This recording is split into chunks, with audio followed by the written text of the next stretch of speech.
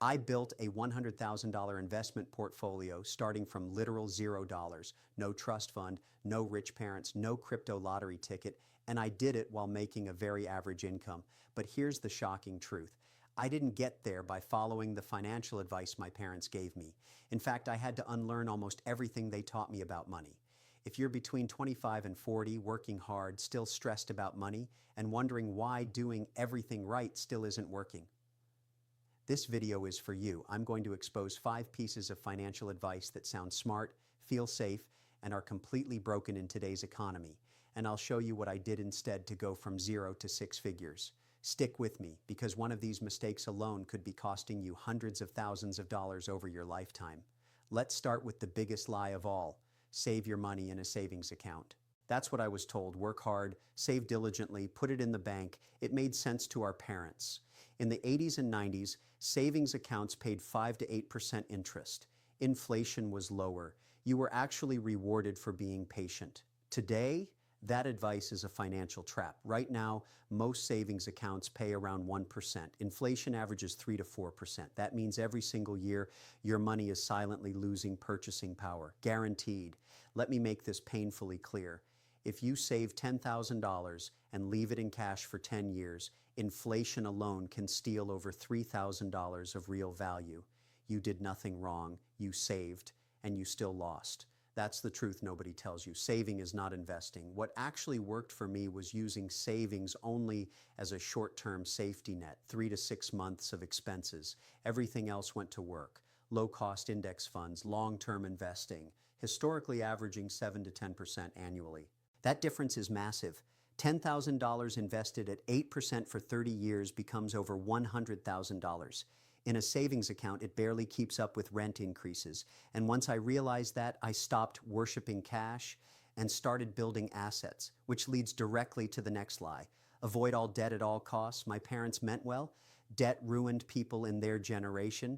Credit cards with 20% interest, predatory loans, total disaster. But here's the modern truth. Not all debt is bad. Some debt is a tool. Bad debt takes money out of your pocket. Credit cards, buy now, pay later junk, car loans for cars you can't afford. Good debt puts money into your pocket or helps you grow faster. When I stopped being scared of all debt, things changed. I used low interest debt strategically, investing while paying it down, improving cash flow, letting time do the heavy lifting. Here's the math. If you have a 5% loan, but your investments earn 8% long-term, that 3% difference compounds every year. Over decades, that's tens of thousands of dollars. Avoiding all debt feels safe, but it can quietly keep you broke. And speaking of feeling safe, buy a reliable used car. This advice sounds bulletproof, and in some cases it is. But here's what nobody explains. A car is still a depreciating asset, reliable or not. You put $5,000 into a used car. 10 years later, it's worth maybe $1,000.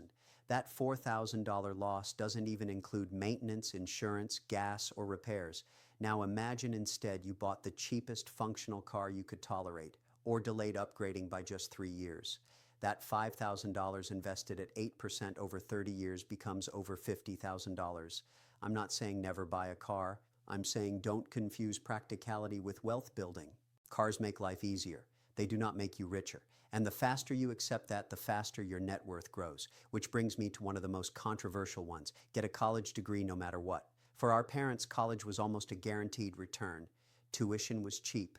Degrees opened doors. Wages rose with education. That math is broken now. Average student loan debt is around $30,000. Many degrees don't increase lifetime earnings enough to justify the cost, especially when you factor in lost income during school and interest on loans. I'm not anti-college. I'm anti-blind college. The modern question isn't, should I get a degree? It's, what's the ROI? What will this degree cost me in total?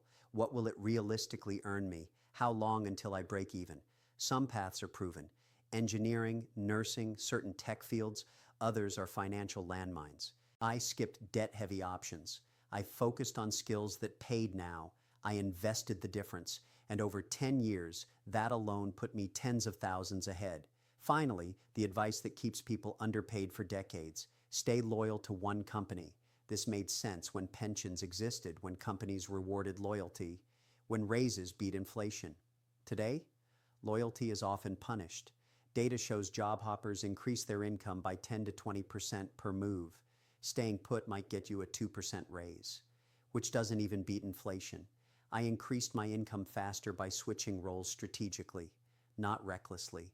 Strategically, every raise gave me more margin, more to invest, more momentum. That extra $500 a month invested at 8% for 20 years becomes nearly $300,000. That's the hidden cost of staying comfortable. So let's recap. Savings accounts don't build wealth. Investing does. All debt isn't bad. Ignoring leverage can cost you years. Cars drain money. Assets multiply it. College without ROI is a financial gamble, and blind loyalty keeps your income capped. Now here are 3 things you can do today. First, calculate your real inflation-adjusted savings. If your money isn't growing faster than inflation, it's shrinking. Second, audit your debt. Label it good or bad. Kill the bad. Use the good wisely.